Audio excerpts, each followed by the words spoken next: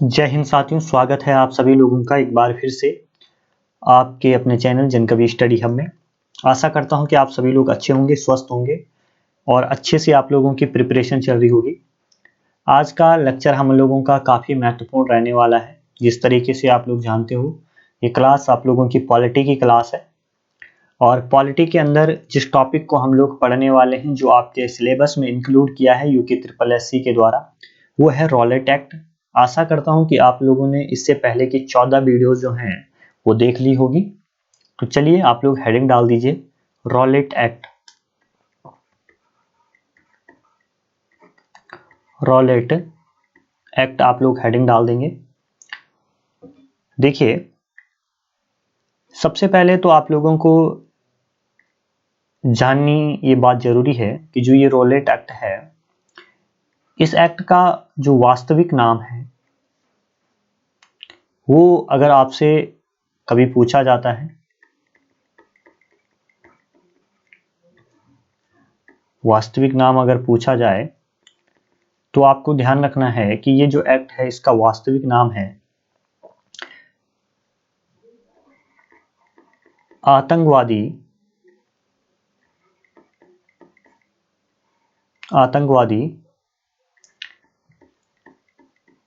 अपराध अधिनियम। क्लियर है? आतंकवादी अपराध अधिनियम। एक बात आप लोगों को ये ध्यान रखनी है। दूसरी बात आप लोगों को ध्यान रखनी है कि जो ये रॉलेट एक्ट है, इसको लाने का उद्देश्य क्या था। तो इसका जो एम था वो ये था कि जो भारतीय क्रांतिकारी हैं,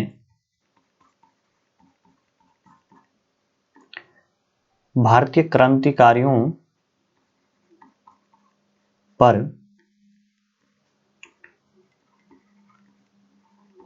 अंकुश लगाने के लिए, भारतीय क्रांतिकारियों पर अंकुश लगाने के लिए ये अधिनियम लाया जाता है। क्लियर है? अब आप लोगों को जो एक और महत्वपूर्ण बात ध्यान रखनी है कि रॉलेट एक्ट जो है, रॉलेट एक्ट के लिए, इस अधिनियम को लाने के लिए सर सिडनी रॉलेट की अध्यक्षता में, सर सिडनी रॉलेट की अध्यक्षता में रॉलेट कमेटी का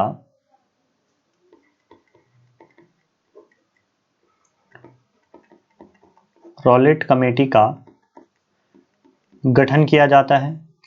और इस रॉलेट कमेटी का गठन कब होता है, वो डेट भी आप लोगों को ध्यान रखनी है, 10 सितंबर 1917। क्लियर है? और जो ये रॉलेट कमेटी है, ये अपनी रिपोर्ट सरकार को देती है 1918 में। कब देती है? 1918 में ये अपनी रिपोर्ट सरकार को देती है। और जो ये रॉलेट एक्ट है, ये पारित कब होता है?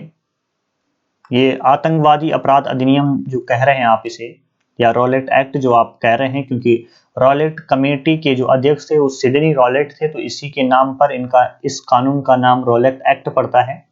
तो ये जो पारित होता है, ये बात भी आप लोगों को ध्यान रखनी है। पारित कब होता है? ये 18 मार्च 1919 को ये अधिनियम पारित होता है।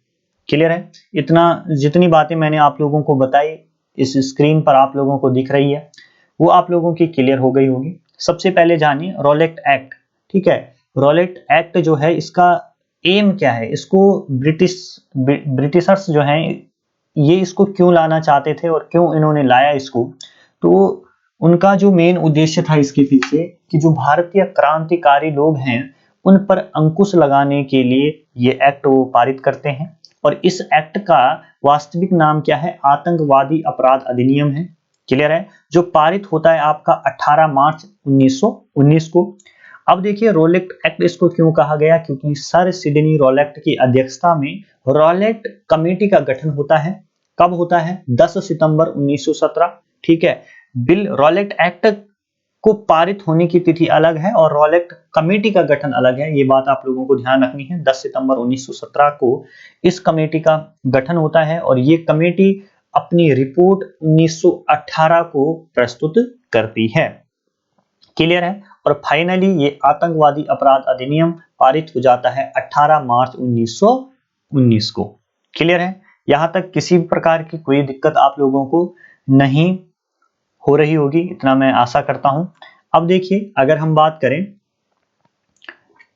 जो ये आपका रॉलेट एक्ट है, रॉलेट एक्ट जो आपका है, इस रॉलेट एक्ट को तरह तरह के नामों से भी जाना जाता है। इसको ही कहा गया बिना अपील, बिना दलील और बिना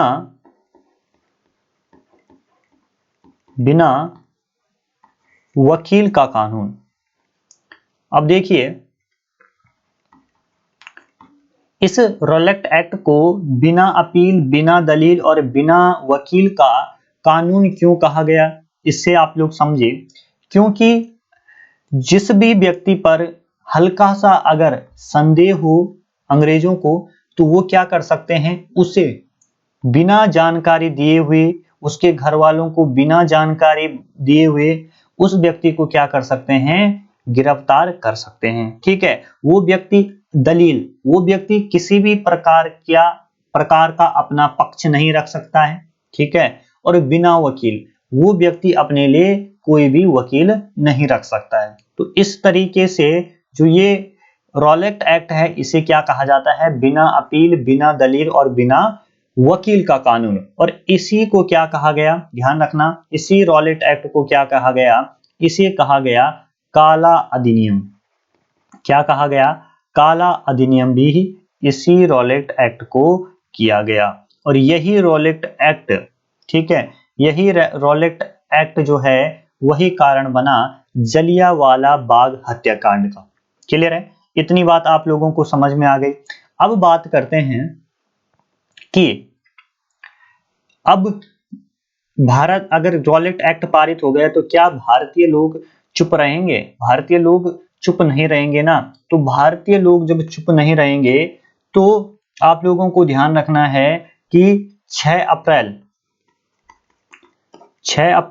1919 की बात है। तो इस दिन पूरे देश में क्या चली, हड़ताल रही। ठीक है, पूरे देश में क्या रही, हड़ताल रही। ये बात आप लोगों को ध्यान रखनी है इस रॉलेट एक्ट के विरुद्ध में। उसके बाद सबसे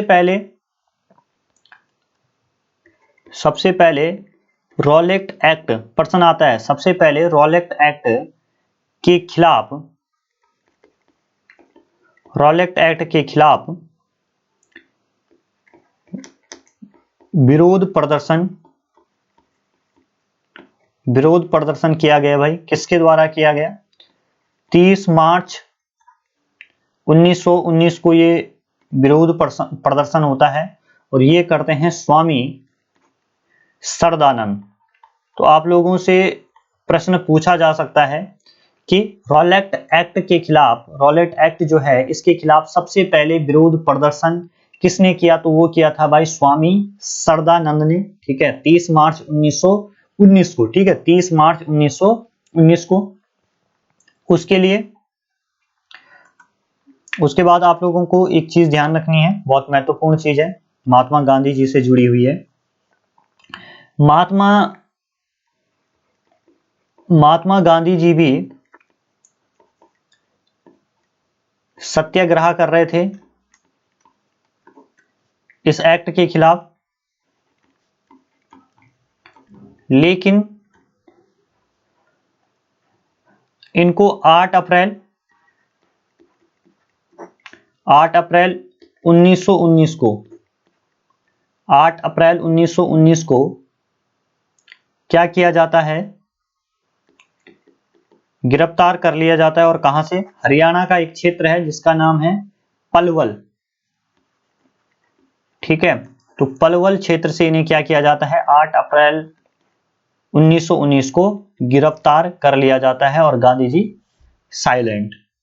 ठीक है, तो आप लोगों ने देख लिया। अब इसके बाद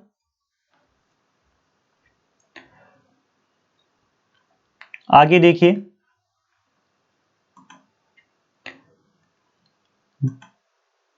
कहानी समझना आप लोग।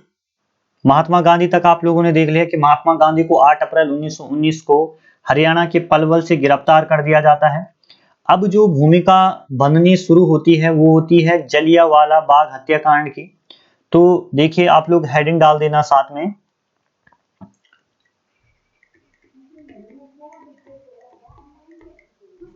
जलियांवाला बाग हत्याकांड। अब ये जलियांवाला बाग हत्याकांड आप लोग देखेंगे। जलियांवाला बाग हत्याकांड जो है, तो क्या हो रहा था, रॉलेट एक्ट के विरोध में अनेक स्थलों पर जनसभाएं आयोजित की जा रही थी। और इसी दौरान, ठीक है, इसी दौरान क्या होता है, पंजाब के दो फेमस नेता रहते हैं।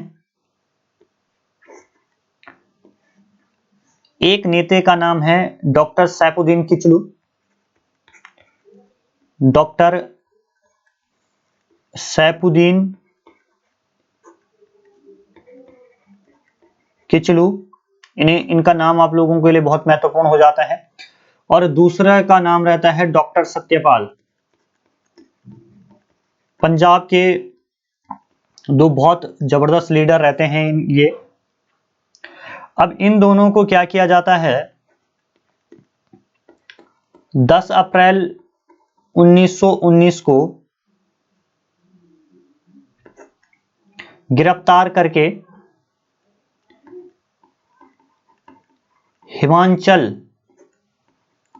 हिमाचल प्रदेश के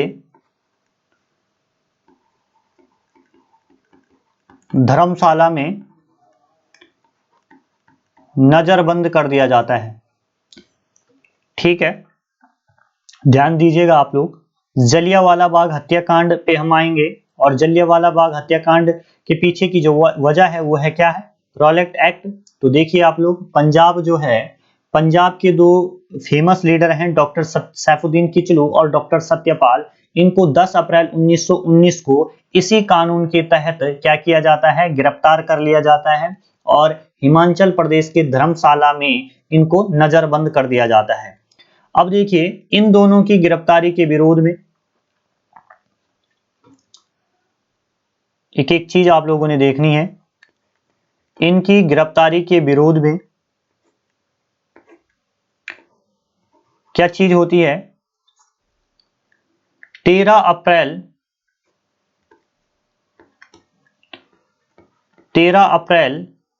1919 को कुछ लोगों ने क्या करनी थी,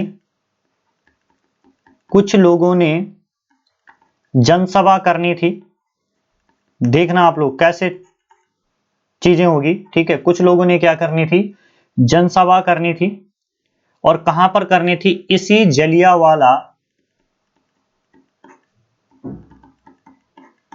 बाग में करनी थी। ठीक है, इतनी बात क्लियर हो गई। अब आगे आप लोग देखोगे, 13 अप्रैल 1919 को कुछ लोगों ने क्या करनी है, जनसभा करनी है। किस चीज के लिए करनी है, कि जो आपके डॉक्टर सैफुद्दीन किचलू है और डॉक्टर सत्यपाल है, इन लोगों की क्या करने के लिए, इन लोगों की जो गिरफ्तारी हुई है उसका विरोध करने के लिए। ठीक है, अब देखिए क्या होता है, कहानी देखिए आप लोग।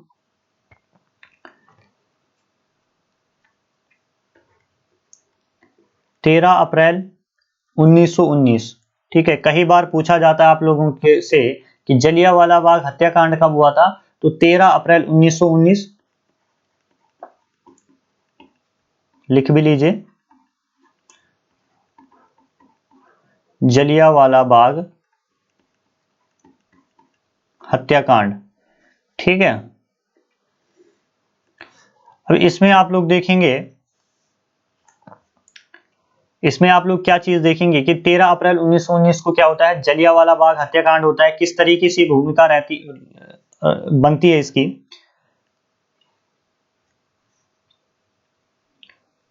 एक एक तो क्या था, बैसाखी का दिन था।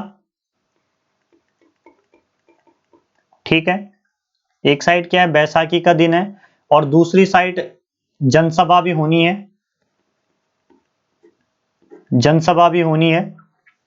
और ये क्या है, ये मान लीजिए ये आपका क्या है, वो जलियांवाला बाग का मैदान है। ठीक है, ये वो मैदान है। जनसभा लोगों ने कहां पर करनी, कुछ लोगों ने कहां पर करनी, इसी मैदान पे करनी है। क्लियर है। अब जो ये बैसाखी का दिन था, ऊपर से इसी दिन यहां पर क्या होता है, पशुओं का मेला भी होता है। यानी कि सिख धर्म से जुड़े हुए लोग और अन्य लोग भी इस मेले में आए हुए रहते हैं, कम से कम बहुत बड़ी संख्या में, 20,000 के करीब आप लोग मान लीजिए। और ये सारे लोग, अब जैसे ये टुकड़ी यहां पर आ गई, ये जनसभा करने के लिए टुकड़ी यहां पर आ गई, तो धीरे धीरे इस मेले की जो समाप्ति है, ठीक है, पुलिस लगी हुई है। और पुलिस ने क्या लगा रखा था, मार्शल लॉ लगा रखा था। यानी कह सकते हैं अंग्रेजी जो सेना थी उसने मार्शल लॉ लगा रखा था। और मार्शल लॉ के बारे में कुछ लोगों को तो पता था, लेकिन पूरी जनता को भारत की पता नहीं था। जो पंजाब की जनता है सबको पता नहीं था। लोग आराम से बैसाखी के दिन का आनंद ले रहे थे, पवित्र त्योहार था, पशुओं के मेले में बढ़ चढ़कर हिस्सा ले रहे थे। और लेकिन इन लोगों ने क्या कर दिया, इन जो अंग्रेज है, इन्होंने ठीक 2 बजे, ठीक है, 2 बजे ही मेला हो रहा था, तो 2 बजे ही मेले को क्या करवा दिया, बंद करा दिया कि हाँ आज के लिए क्या हो गया, बहुत हो गया। तो लोग आराम करने के लिए अपने छोटे छोटे बच्चों के साथ, अपने बुजुर्गों के साथ इस ग्राउंड में आने लग गए। ठीक है, 2 बजे के बाद, 2 बजे के बाद यहाँ पर आने लग गए। धीरे धीरे इस ग्राउंड में भीड़ इकट्ठा होने लग जाती है। ठीक है, और इसके सारे धीरे धीरे, अब देखो अंग्रेजों की मंशा ये थी कि ये भारतीय बहुत ज्यादा बन रहे हैं। ठीक है, और आज हम लोग इन्हें क्या करेंगे, मजा चखा कर ही रहेंगे। क्लियर है। तो सारे धीरे धीरे लोग यहाँ पर इकट्ठा होने लग गए। अब देखिए, अब जहां पर कुछ हो रहा, अब यहाँ पर जो ये जनसभा लोग कर रहे हैं, तो ये लोग इनको भी सुन रहे हैं। धीरे धीरे यहाँ पर भी भीड़ एकत्रित हो रही है, और कुल ऐसा माना जाता है कि 10 से 20,000 लोग, ठीक है, 10 से 20,000 लोग यहाँ एकत्रित हो गए। क्लियर है, इतनी बात आप लोगों को समझ में आ गई। अब जैसे ही लोग यहाँ पर एकत्रित हो गए, तो जनरल ओडायर, ठीक है, जनरल ओडायर अपने साथ तोपें भी लाया था।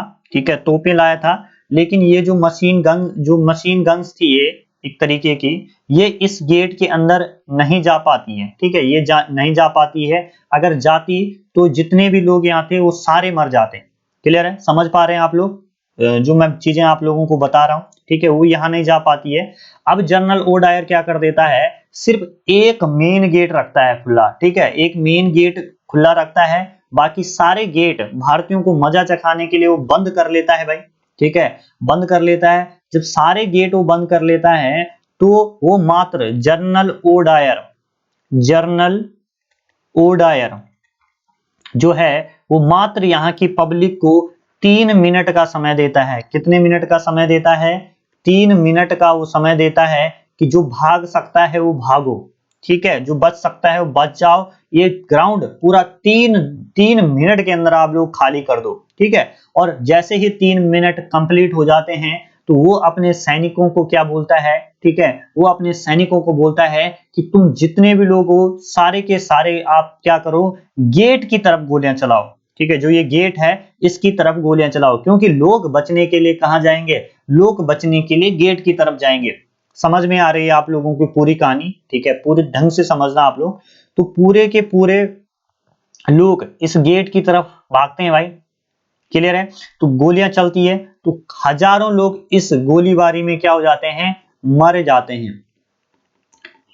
ठीक है, हजारों लोग मर जाते हैं, लेकिन जिस आंकड़े को सिर्फ अंग्रेज की तरफ दिखाते हैं, 380 ही दिखाते हैं। ठीक है, अंग्रेज बताते हैं केवल कितने लोग मरे, 380 लोग मरे, ज्यादा कुछ माल जो जान माल का नुकसान नहीं हुआ। ठीक है, अब कुछ लोग तो ऐसे मर गए, कुछ लोग इसी जलियांवाला बाग जो है यहाँ पर क्या था, एक कुआं था। ठीक है, तो महिलाएं क्या करने लगी, महिलाएं अपने बच्चों की सुरक्षा के लिए और अपनी सुरक्षा के लिए इस कुएं में कूदने लगी कि हमारा बच्चा बच जाएगा, हम बच जाएंगे। तो जब वो इस कुएं में कूदने लगी तो और भी कूदने लगे, तो सब सारे के जितने भी लोग थे, सब जो इस कुएं में कूदा, उनकी जान दम घुटने से भी चली गई।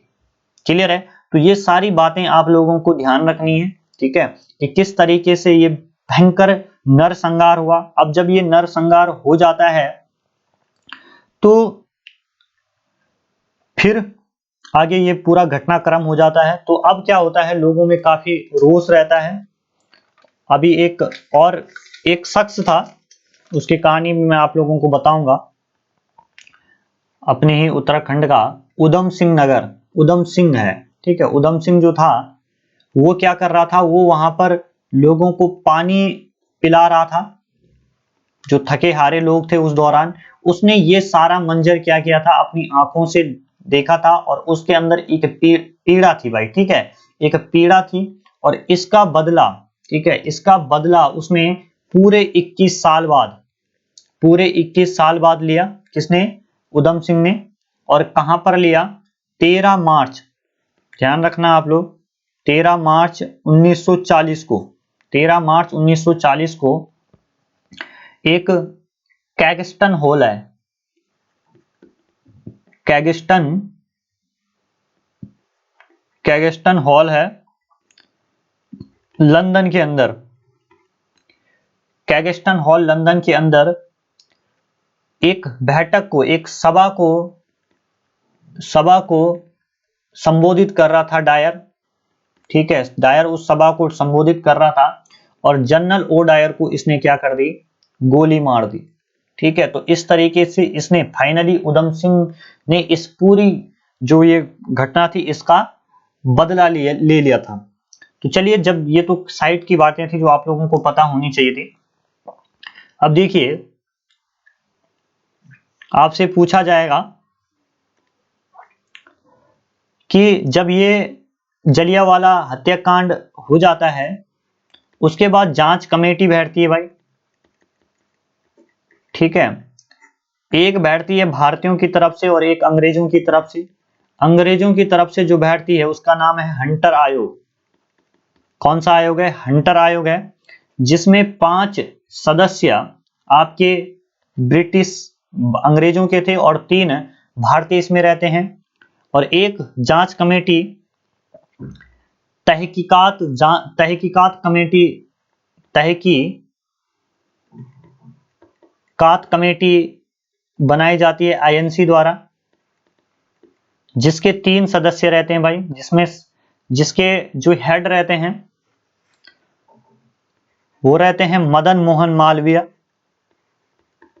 मदन मोहन मालवीय। पूछा जाएगा आपको कि तहकीकात कमेटी किसके अध्यक्षता में बनाई गई थी, तो ये बनाई गई थी भाई आपका मदन मोहन मालवीय इसमें रहते हैं। उसके अलावा इसमें मदन मोहन मालवीय तो इसमें अध्यक्ष हैं, महात्मा गांधी सदस्य हैं, उसके अलावा मोतीलाल नेहरू,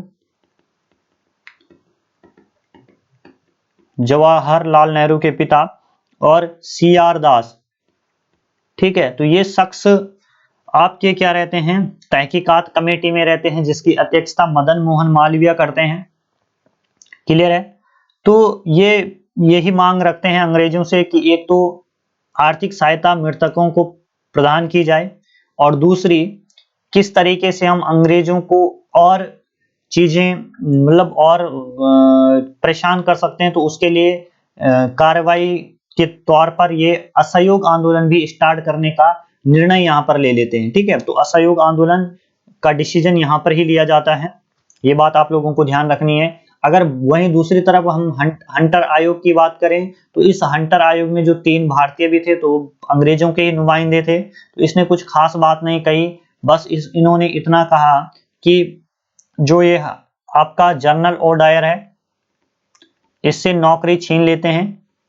ठीक है, और प्लस में इसको शाबाशी भी दी, ठीक है, कि जो इसने कहा किया, ठीक है, जो जनरल ओडायर ने किया वो सारा का सारा अपने देश के प्रति, ठीक है, अपने देश के प्रति किया, अपने देश से उसे इतना प्रेम था कि वहां का लॉ मानना ही चाहिए। तो इस तरीके से फाइनली जो ये हंटर आयोग है, सिर्फ इन्होंने क्या की, जनरल ओडायर की नौकरी छीनी, बाकी कुछ नहीं किया, बाकी वो आदमी बढ़िया रहा, लेकिन बदला तो हमारे जो उधम सिंह जी हैं उन्होंने ले लिया था।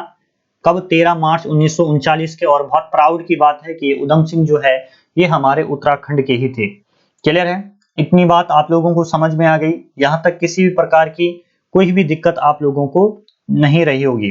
अब आगे देखिए भाई, अब ये जलियांवाला हत्याकांड हुआ तो कुछ ना कुछ भारतीयों ने, भारतीय सदस्य थे जिन्हें अंग्रेजों ने उपाधि दी हुई थी, तो उसी में सबसे पहले नाम आता है, एक भारतीय सदस्य थे शंकर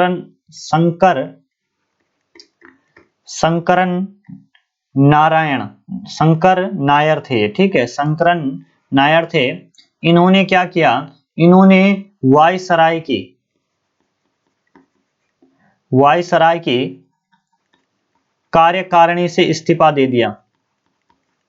तो आपसे पूछा जाएगा कि वायसराय की कार्यकारिणी से इस्तीफा किस शख्स ने दिया, तो उसका नाम क्या था? शंकरन नारायण था।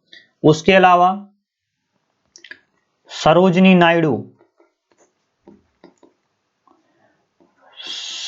नायडू जो हैं, इन्होंने अपनी केसर ए हिंद की उपाधि लौटा दी थी, ठीक है। महात्मा गांधी ने भी अपनी केसर ए हिंद की उपाधि लौटा दी थी। उसके अलावा रविंद्रनाथ टैगोर इन्होंने भी अपनी नाइटहुड और सर की उपाधि लौटा दी थी, ठीक है। नाइटहुड और सर की उपाधि इन्होंने क्या कर दी थी? वापस कर दी थी। ये सारे फैक्ट है जो आप लोगों को क्या करने हैं, ध्यान रखने हैं और अच्छे से एग्जाम के लिए तैयार करने हैं। क्लियर है भाई? तो जलियांवाला बाग हत्याकांड और रॉलेट एक्ट के बारे में हम लोगों ने आज पढ़ा। आई होप आप लोगों को ये क्लास अच्छी लगी होगी। शेयर जरूर कीजिएगा आप लोग, ठीक है। बस इतनी सी कहानी थी इसमें और कुछ नहीं है, ठीक है। बस आप लोग धीरे धीरे जितनी भी 15 क्लासेस हो गई है, इन सारी क्लासेस को पॉलिटी की कंप्लीट करते रहिए। कल जो हमने पढ़ना है वो पढ़ना है असहयोग आंदोलन के बारे में, ठीक है, क्योंकि सिलेबस में जो जो चीजें इंक्लूड है वो सब हम लोगों ने पढ़नी है। क्लियर है?